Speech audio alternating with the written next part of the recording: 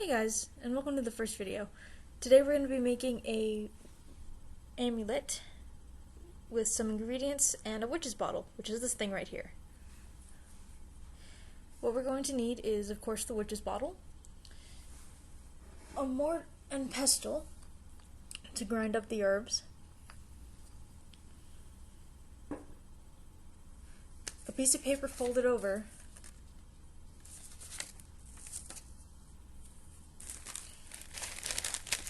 an herb. Today's choice is jasmine. And note that they're the flowers, not the berries. The berries are poisonous. The flowers are what you can use. Also, we're going to be using pink Himalayan salt that you can get at Walmart. This one in particular has a grinder already, so we don't have to use the mort and pestle for that. And for our oil to bind everything with, we're going to be using rose. There we go. Good shot. Okay. So, what you're going to be doing first is taking a piece of paper and folding it over in a half, then folding it over to about, let's say, here. But once you do that, once it's folded like this, take the bottom and lip it up. Think of it like origami, kinda. Just so the back won't fall out. This is for your herbs. Once they're grinded up, you just put them in there so you could actually put it in the witch's bottle. Now, what do all of these ingredients do? What do they promote? Promotes creativity, is associated with the moon, and promotes friendship when in incense. Himalayan pink salt also promotes protection. It's a salt, all salts promote protection, but it also promotes self-love and wards off evil. Now we all know what roses are associated with. Love, but Venus, but also the element of water. So, it'll help you with emotional things.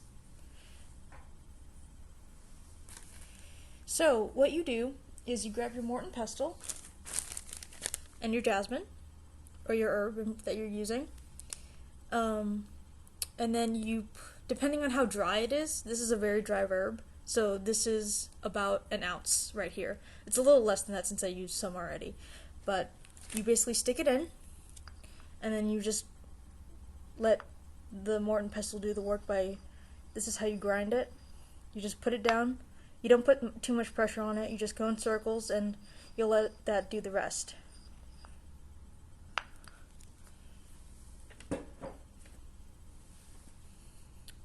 Now, once you have your jasmine, you stick it in your piece of paper and you carefully tip over your mort and pestle, and you tap with the handle that you were using, and it'll just go in here.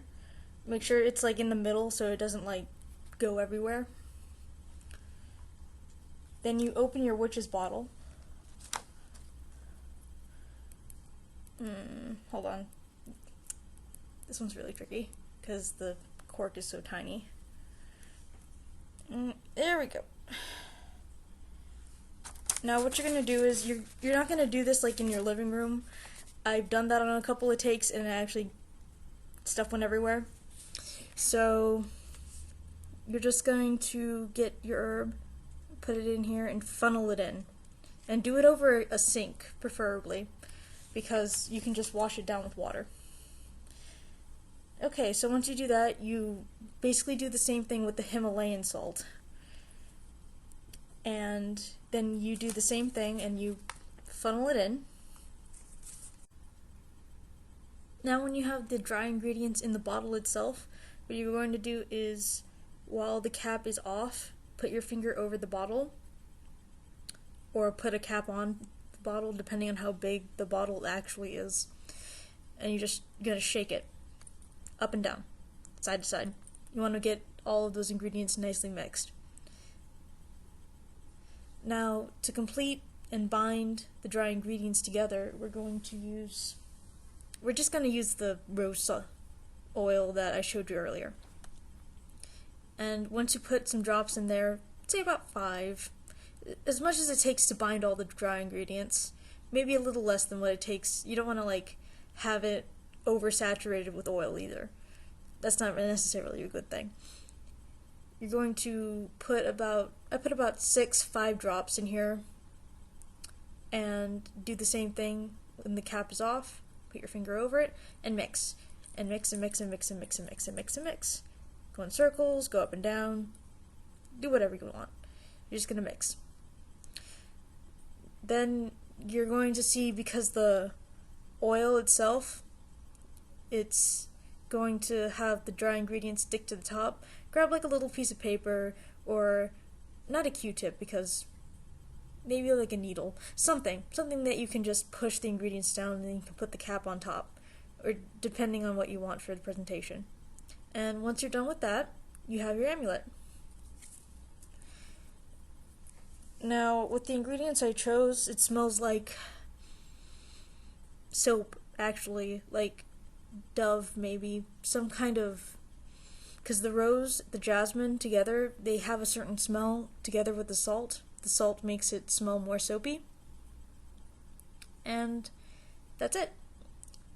You don't necessarily need an incantation, but you can bless it in other ways, such as having incense, depending on what you're trying to do, and lighting it and putting the amulet bottle over, just like this, swinging it over, making sure the smoke goes all over it.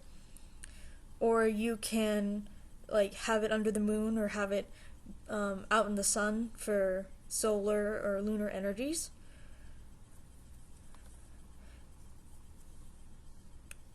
That's it.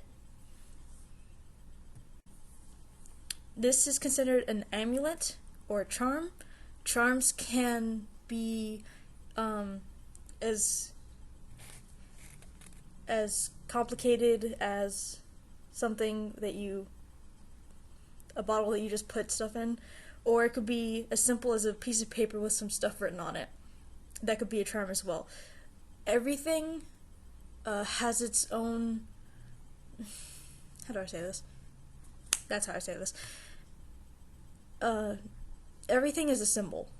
It doesn't have power unless you give it power.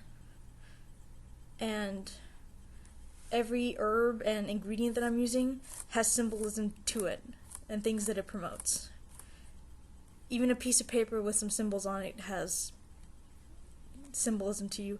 The more meaning you put behind it, the more powerful it will be. That's what amulets do.